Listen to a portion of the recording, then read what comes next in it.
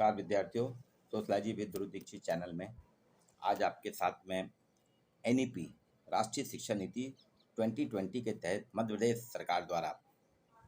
प्रदेश सरकार के उच्च शिक्षा विभाग द्वारा जो परीक्षाएं ली जा रही हैं अभी 2022 की, उसी के संदर्भ में एक सैंपल प्रश्न पत्र की चर्चा करूंगा। आधार पाठ्यक्रम के पहले भी मैंने आपके साथ पर्यावरण और योगा एंड मेडिटेशन पे कुछ प्रश्नों की चर्चा की थी। आधार पाठ्यक्रम का आपका एक पेपर होगा हिंदी भाषा, इस पे आज आपके साथ चर्चा करूंगा। ये हिंदी भाषा जो है, इसका यूजी लेवल में प्रथम वर्ष में प्रमाण पत्र है। ये बीए, बीकॉम, बीएससी, बीएचएससी, बीसीए, बीबीए सभी के लिए होगा। इसमें कोर्स का शीर्षक है भाषा और संस्कृति। कोर्स का प्रकार है आधार पाठ्यक्रम। कोर्स कोड है XIFCEAIT। ये अभी कुछ विश्वविद्यालयों में शायद परीक्षा हो चुकी होगी, नहीं तो होने वाली है। जैसे रानी दुर्गावती विश्वविद्यालय में 11 जून से प्रथम वर्ष की परीक्षाएं, स्नातक प्रथम वर्ष की परीक्षाएं हो रही हैं। इसमें ऑब्जेक्टिव प्रश्न आएंगे 50 और आपको 2 घंटे का समय मिलेगा। 2 घंटे में आपको 50 ऑब्जेक्टिव प्रश्न करना है और उन 50 प्रश्नों को OMR सीट में 4 उनके आंतरिक विकल्प दिए रहेंगे। उन 4 में से सही विकल्प को चुनना है। जैसा आपको पर्यावरण और योगा के बारे में मैंने कुछ बताया था, वैसे ही ये सैंपल पेपर आज आपके साथ दे रहा हूँ। पहले इसमें हम चर्चा करेंगे। 15 घंटे का कोर्स है इसका। व्याख्यान कुल संख्या जो है 15 घंटे की है। 5-5 घंटे पहली इकाई, दूसरी और तीसरी इकाई पे दिए गए। पहली इकाई में मैथिली शरण गुप्त परिचय है, उनकी कविता है मातृभूमि। प्रेमचंद का परिचय है, बसंत की खिलाड़ी कहानी है। व्यंग शरद ज्योति की जीप पर सवार इल्लियाँ, ये तीनों आपको पढ़ाई गई होंगी। आपके शिक्षकों ने मातृभूमि पे भी चर्चा की होगी, पढ़ाया होगा। शतरंज के खिलाड़ी भी और जीप पर सवार इल्लियाँ भी। इकाई 2 में वैचारिक भाषाओं में राम वैचारिक भाषाओं में किन किन भाषाओं में? आचार्य राम शुक्ल, इनका निबंध है, परिचय है। रामधारी सिंह दिनकर, इनका परिचय भारत एक संस्कृति, इसके बारे में। आदि शंकराचार्य जीवन और दर्शन। और तीसरी इकाई में पर्यायवाची शब्द, विलोम शब्द, अनेक शब्द के लिए एक शब्द, हिंदी व्याकरण, पूरी हिंदी व्याकरण है। संधि, उसके प्रकार, बीज शब्द, धर्म, अद्वैत, ये सारी चीजें। अब आपके साथ में आज आपको जो दे रहा हूँ, इन तीनों पे मैथिली शरण गुप्त, प्रेमचंद, व्यंग शरद जोशी, आचार्य रामचंद्र शुक्ल, रामधारी सिंह दिनकर, आदि शंकराचार्य का जीवन दर्शन, इस पे कुछ मैंने निकाले हैं गूगल से और भी कुछ हिंदी साहित्य की किताबों के माध्यम से कुछ प्रश्न बनाए हैं। 50 प्रश्न वो आपके सामने प्रस्तुत कर रहा हूँ। मैं प्रश्न बताऊंगा और प्रश्न का उत्तर। लमी, वाराणसी के पास किस साहित्यकार का जन्म हुआ था? इसका उत्तर है प्रेमचंद। प्रेमचंद प्रख्यात साहित्यकार हैं। क्या आप इसके मूल नाम से परिचित हैं? जी हाँ, इनका मूल नाम क्या है अगर ये पूछा जाए तो इसका उत्तर आपको देना होगा धनपत राय श्रीवास्तव।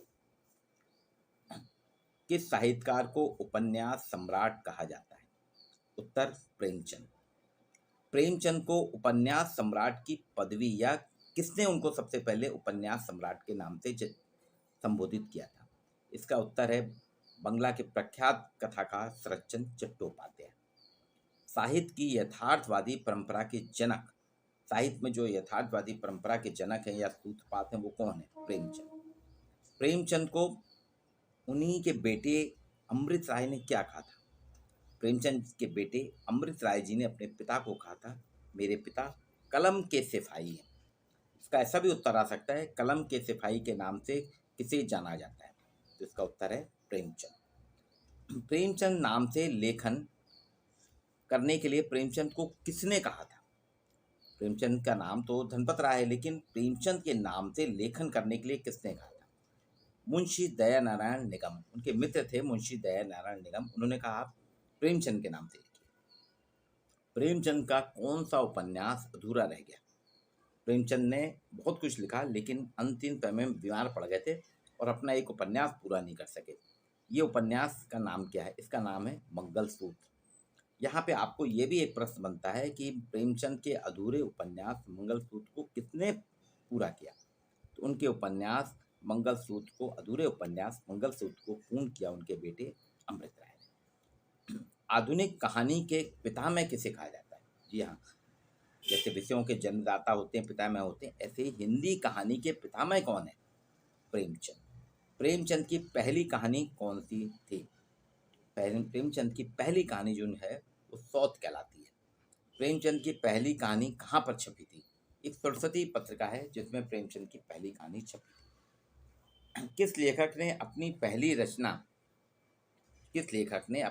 रचना के आधार पे अपने मामा पर व्यंग किया था? वो है प्रेमचंद। प्रेमचंद का पहला कहानी संग्रह कौन सा है? सोजे वतन। जी हाँ, सोजे वतन प्रेमचंद का पहला कहानी संग्रह है। सोजे वतन का अर्थ क्या है? देश का दर्द, देश का दुख, देश का दर्द। बनारस की मासिक पत्रिका हंस की शुरुआत किसने की थी? उत्तर प्रेमचंद। मजदूर फिल्म, जी हाँ, 1936 में एक फिल्म आई थी मजदूर फिल्म। इसकी पटकथा किसने लिखी थी? इसकी पटकथा लिखने वाले हैं प्रेमचंद। प्रेमचंद ने कितनी कहानियां लिखी हैं, कितने उपन्यास लिखे हैं? प्रेमचंद ने 300 कहानियां लिखी हैं और 15 उपन्यास लिखे हैं। ये आपको याद रखना चाहिए, ऑब्जेक्टिव प्रश्न इस पे बनते हैं। प्रेमचंद ने कितनी कहानियां, तो आपको बताना होगा 300 कहानियां लिखी हैं और 15 उपन्यास। प्रेमचंद की प्रमुख रचना का नाम बताइए। गोदान। प्रेमचंद की रचनाएं मूलतः किस भाषा में? प्रेमचंद की रचनाएं मूलतः उर्दू और फारसी में इनका अध्ययन हुआ था, बाद में उसका अनुवाद हुआ। तो इनकी मूलतः जो भाषाएं हैं जितनी भी हैं वो प्रेमचंद की आपकी उर्दू में मिलेगी। प्रेमचंद का पहला हिंदी भाषा का उपन्यास कौन सा है? सेवा सदन। किसानों के जीवन पर प्रेमचंद ने कौन सा उपन्यास लिखा है? किसानों के जीवन पर प्रेमचंद के उपन्यास का नाम क्या है? प्रेमाश्रम।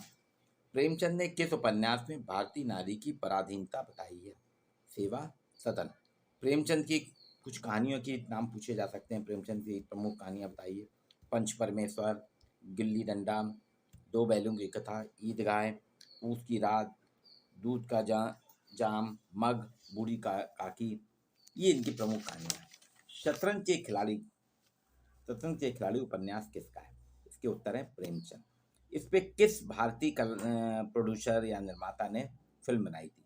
सत्यजीत रे। प्रेमचंद की किन कृतियों का अनुवाद किया गया? प्रेमचंद ने किन विदेशी भाषा के लोगों का अनुवाद किया है उनकी कृतियों का? तो प्रेमचंद ने टॉलस्टॉय और गोल्सवर्दी की कविताओं और कहानियों का हिंदी अनुवाद किया। अब आते हम व्यंग्यार। शरद ज्योति का जन्म कहाँ हुआ था? उज्जैन में। शरद ज्योति क्या है? व्यंग्यकार हैं, कहानीकार हैं, रचनाकार हैं, कथाकार हैं? इसका उत्तर है व्यंग्यकार। शरद ज्योति व्यंग्यकार है। जीप पर सवार इल्लियां किसकी है? जीप पर सवार इल्लियां व्यंग शरद ज्योति का है। जादू की सरकार किसका कथानक है? शरद ज्योति। अंधों का हाथी किसने लिखा था? शरद ज्योति। अब देखिए, कुछ शरद ज्योति हमारे उज्जैन के हैं, उनके कुछ व्यंगों पे टीवी धारावाहिक भी बने, टीवी सीरियल भी बने हैं। तो वो कौन कौन से हैं ये भी आपसे पूछा जा सकता है, तो मैं उनके नाम बता देता हूँ यहाँ। ये जो है जिंदगी, विक्रम बेताल, सिंहासन बत्तीसी, वाह जनाब, लापतागंज तो बहुत फेमस हुआ था, दाने अनार के, ये लापतागंज तो अभी अभी कुछ साल पहले ही आया था, अच्छा सीरियल था। चकल्लस पुरस्कार से किसको बेंगलोर में सम्मानित किया गया? उत्तर शरद ज्योति। अब दूसरी यूनिट में हम आते हैं, इसमें दूसरे आपको मिलेंगे रामधारी सिंह दिनकर। कवि रामधारी सिंह दिनकर क्या थे? कवि के अलावा और उनकी पहचान क्या है? रामधारी दिनकर की पहचान स्वतंत्रता संग्राम सेनानी के रूप में। वीर रस का महान कवि कौन है? रामधारी सिंह दिनकर। रामधारी सिंह दिनकर स्वयं को क्या कहते थे? वो अपनी पहचान कैसे, उन्होंने अपने आप को क्या कहा था?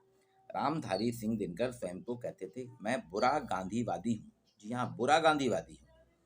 दिनकर की पहली कविता क्या थी? दिनकर की पहली कविता थी छात्र सहोदर, जिसे हम छात्रों का भाई कह सकते हैं। रेणुका उर्वशी के लेखक कौन है? रामधारी सिंह दिनकर। रामधारी दिनकर की सबसे महत्वपूर्ण कृति क्या है? संस्कृति के 4 अध्याय। जी हाँ, संस्कृति के 4 अध्याय ये जो है इनका सबसे श्रेष्ठ ग्रंथ है। जिसमें ने भारतीय संस्कृति को बहुत अच्छे से 4 अध्यायों में दिया है, जो समाजशास्त्र और अन्य इतिहास, समाजशास्त्र, राजनीति सभी के लिए रिसर्च ग्रंथ है, शोध ग्रंथ के रूप में है। संस्कृति के 4 अध्याय। दिनकर जी को किसने कहा था कि किस कवि ने कहा था दिनकर जी के इतने योग्यता है कि उनकी योग्यता को देखते हुए इनको एक नहीं 4 बार ज्ञानपीठ पुरस्कार दिया जाना चाहिए। वो कवि थे हरवंश राय बच्चन। हिंदी में पाठ आधारित वैज्ञानिक आलोचना की सूत्रपात किसने की? हिंदी में जो पाठ आधारित वैज्ञानिक आलोचना की शुरुआत करने वाले थे आचार्य रामचंद्र शुक्ल।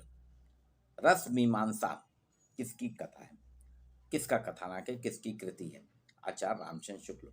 चिंतामणि ग्रंथ किसने लिखा था? आचार्य रामचंद्र शुक्ल। हिंदी साहित्य का इतिहास की जनक या रचयिता या कृति किसकी है? रामचंद्र शुक्ल। बैर क्रोध का अचार या मुरब्बा है, ये मुहावरा किसका है? बैर क्रोध का अचार या मुरब्बा है, ये महत्वपूर्ण या प्रमुख जो है आपका मुहावरा, ये दिया था आचार्य रामचंद्र शुक्ल ने, इसलिए उनको आचार्य कहा जाता है। तो उन्होंने हिंदी साहित्य का इतिहास भी लिखा और वैज्ञानिक आलोचना भी की। साक्षात शिव के अवतार कौन है? भगवान शिव के साक्षात अवतार हैं आदि शंकराचार्य। यहाँ आपकी ये जो दूसरी यूनिट में आदि शंकराचार्य पे है। मठों की स्थापना भारत में किसने की थी? शंकराचार्य। सर्वप्रथम योग का महत्व किसने बताया? आदि गुरु शंकराचार्य। आदि शंकराचार्य का जीवन कितने साल का जीवन था? मात्र 32 वर्ष का इनका जीवन था।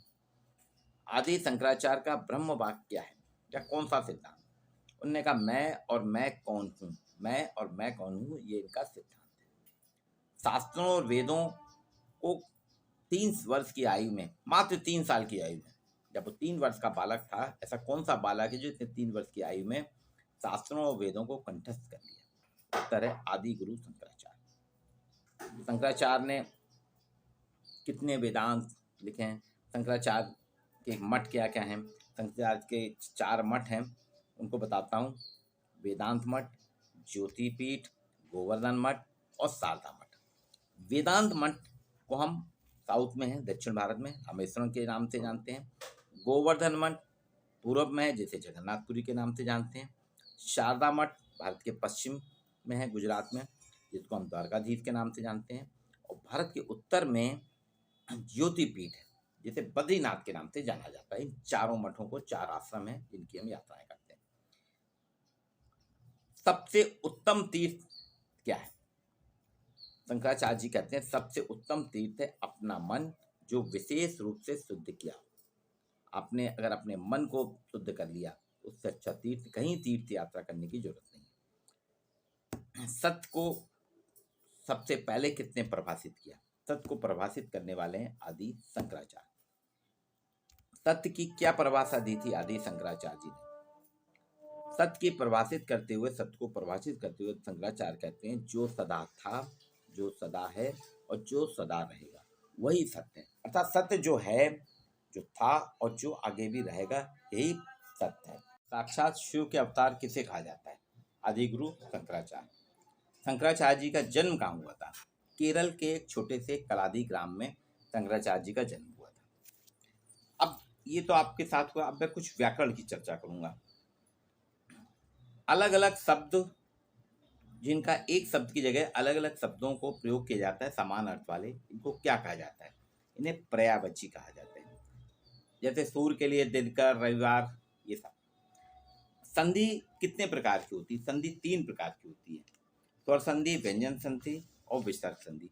2 शब्दों का जोड़ या मिलन संधि कहलाता है।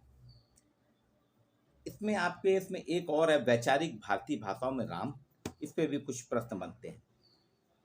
किसने कहा था कि राम की कीर्ति और रावण का अपयश वाल्मीकि का कारण फैला? आचार्य राजशेखर। भारत का महाकाव्य, राष्ट्रीय महाकाव्य क्या है? रामायण। राम कथा का कोई सीमांत नहीं हो सकता, कोई सीमा नहीं हो सकती, असीमित है। ये किसने कहा? तुलसीदास जी ने। रामायण का रचना काल कब का है?